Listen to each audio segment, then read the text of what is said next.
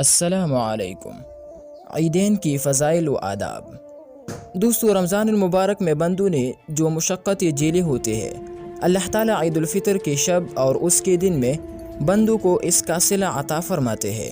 اسی لیے عید الفطر کے شب کو لیلۃ الجائزہ یعنی انعام ملنے والی رات، اور اس کے دن کو یوم الجوائز یعنی انعام ملنے والا دن کہا جاتا ہے۔ اور اسی انعام کے ملنے پر بندوں کے لیے یہ خوشی کا دن ٹھہرا تاکہ بندے اللہ تعالیٰ کی جانب سے ملنے والے عظیم صلے پر خوشی منائی۔ اور یہ خوشی کا دن مذہبی تہوار کی حیثیت رکھتا ہے دوستو۔ چنانچہ آپ صلی اللہ علیہ وسلم نے اس دن کے بارے میں ارشاد فرمایا، ھذا عیدنا، یعنی یہ ہمارا عید کا دن ہے۔ عید الفطر کی فضائل۔ پہلی فضیلت، عید الفطر کا دن انعام ملنے والا دن ہے۔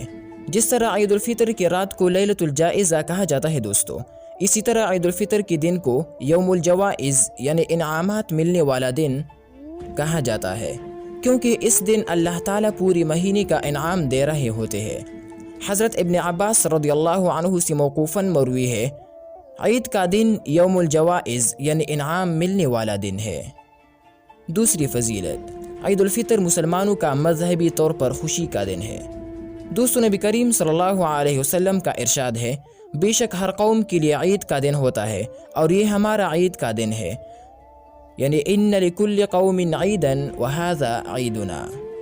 تیسری فضیلت، عید الفطر کا دن اللہ تعالیٰ کی رضا و مغفرت اور دعا کی قبولیت کا دن ہے۔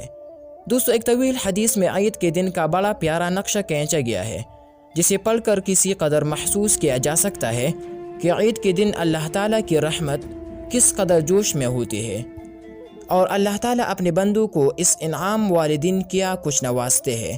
چنانچہ فرمایا، جب عید کی صبح ہوتی ہے تو اللہ تعالیٰ فرشتوں کو تمام شہروں بھیجتے ہیں، وہ زمین میں اتر کر تمام گلیوں راستوں کی سروں پر کھڑے ہو جاتے ہیں، اور ایسی آواز سے جس کو جنات اور انسان کے سوا ہر مخلوق سنتی ہے، پکارتے ہیں کہ اے محمد صلی اللہ علیہ وسلم کی امت، اس کریم رب کی درگاہ کی طرف چلو جو بہت زیادہ عطا فرمانے والا ہے اور بڑے بڑے قصور کو معاف فرمانے والا ہے۔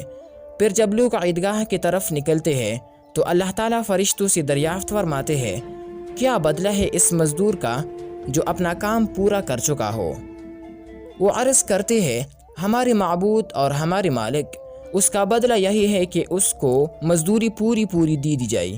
تو اللہ تعالیٰ ارشاد فرماتے ہیں، اے فرشتوں، میں تمہیں گواہ بناتا ہوں، میں نے ان کو رمضان کے روزوں اور تراویح کے بدلے میں اپنی رضا اور مغفرت عطا کر دی۔